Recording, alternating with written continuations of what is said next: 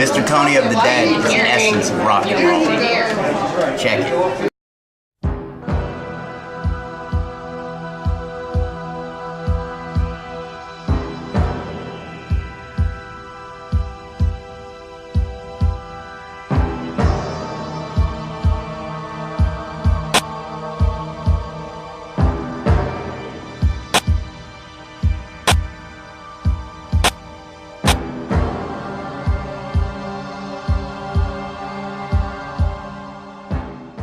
Hey everybody, what's going on? Mr. Tony of the Dead here, and I have another movie review for everyone out there. This one's on the movie called Bad vs. Worse. This one was sent over to me from Wild Eye Releasing, and what this movie is about, this is about a guy who is in trouble with these criminals, a gang of criminals, and he has 2 weeks to pay them back the money or they're going to kill him. Like, he owes them money.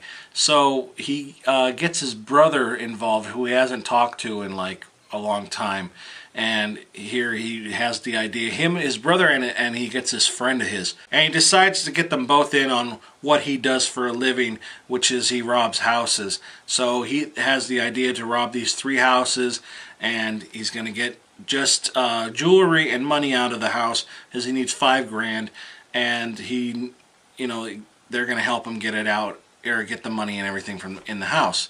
So they go to the first house, and you know, they get stuff from there. The next house, what happens is they go into this house, and here they don't know it, but they actually are in a house owned by a serial killer. So they're in there, and the serial killer comes home, and he notices something is off in the house. Like one guy threw something, like, I don't know why, but he just threw it and it landed, so the guy knew something was up. And then like a cell phone went off, so he knew somebody was in the house.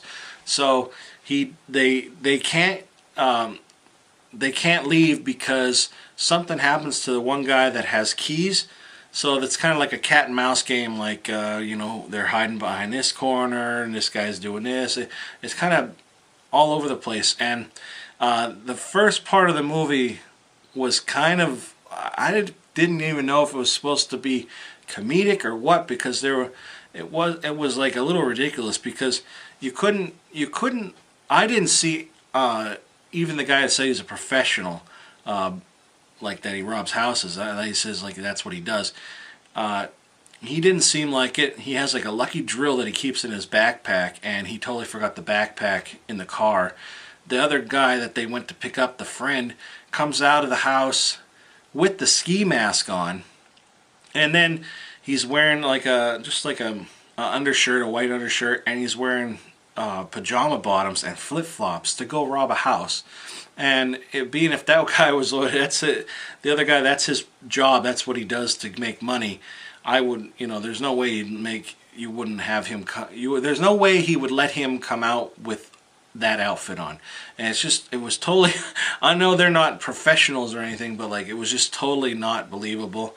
And when they finally get into the house and the serial killer comes home, that's when all the action really starts to happen. And the movie, it's like an hour 48 minutes, something like that, and I really think this is another one that could have been cut down a lot. There's a lot of scenes that went on a little too long, but the what's going to happen next factor of how's this going to end, you know, just random stuff started happening. You know, like somebody knocks on the door, are they going to live? It was all over the place. But the killer, I think, the serial killer was actually my favorite character in this movie.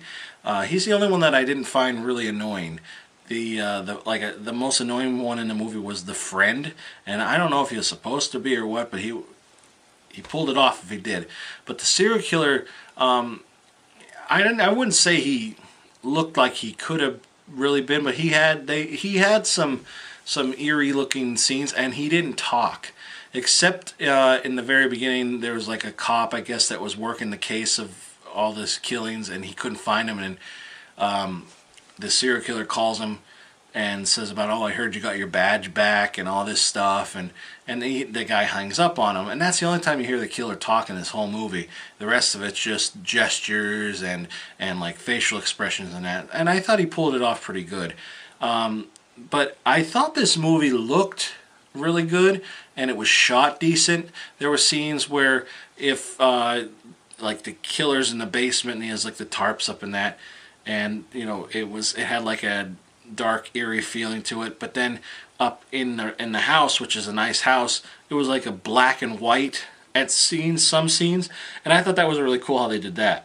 Now, would I recommend this movie to anybody? Sure, why not? I think it's worth a look. I think just for the look of it alone, and you know the angles and everything, I thought they did really well, and I would check it out. You know, bad versus worse. I mean, go ahead and check it out. Go over to Wild Eye Releasing and pick yourself up a copy, and check out the trailer at the end of this video, and you know it'll give you a better idea of what the movie's about. So that's it, everybody. Thanks for watching, and I'll talk to you later. Bye.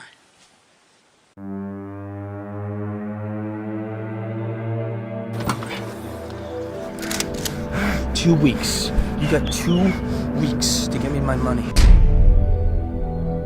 We have 3 houses. We're about to rob 3 freaking houses. Now, when I tell you this, I mean this.